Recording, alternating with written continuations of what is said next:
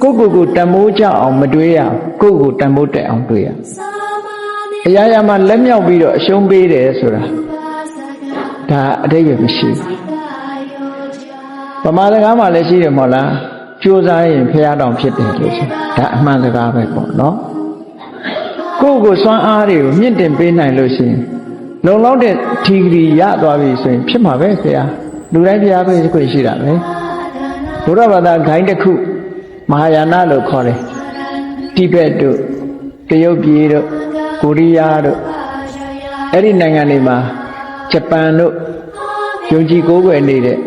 မဟာယာနဗုဒ္ဓဘာသာဆိုတာလူတိုင်းဖျားဖြစ်ရမယ်ဆိုတဲ့ဝါဒပဲသူတို့အားလုံးဟာ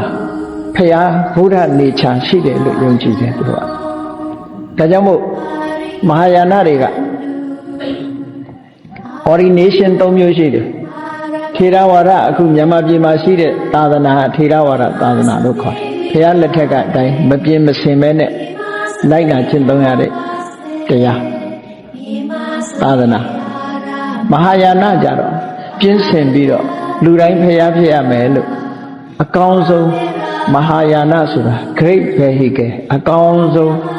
ရှင်လို့ဆိုလို့ဖျားဘဝနဲ့နိဗ္ဗာန်ကိုသွားမယ်အဲ့တော့သူတို့က ordination 3မျိုးနဲ့သွားတာပထမရှင်ပြုတာကို initial ordination လို့ခေါ်တယ်ရှင်ပြုတယ်နောက်တစ်ခါယဟန်ခံတယ်ဘိက္ခု ordination higher ordination လို့ခေါ်တယ်ဗမာပြည်မှာတော့ရှင်ပြုတယ်ယဟန်ခံတယ်ဒီနှစ်ခုပဲရှိတယ် ordination နော်မဟာယာနတိုင်းပြည်တွေကြတော့ဘာရှိတော့ဆိုရှင်ပြုယဟန်ခံပြီးတဲ့နောက်မှာဘာလာတော့ဆိုဘောဓိတတ္တ ordination ဖျားလောင်းဖြစ်ခံယူတာရှိသေးတယ်ဆက်လာ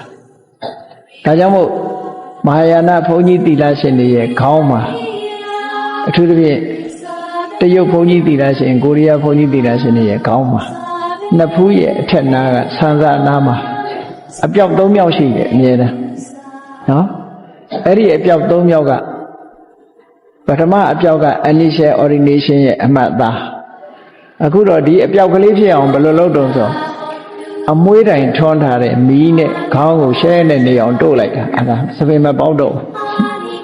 နော်ရှင်းတော့ကတော့အဲ့ဒီတည်းကြီးတဲ့အမှတ်သားကြီးတွေ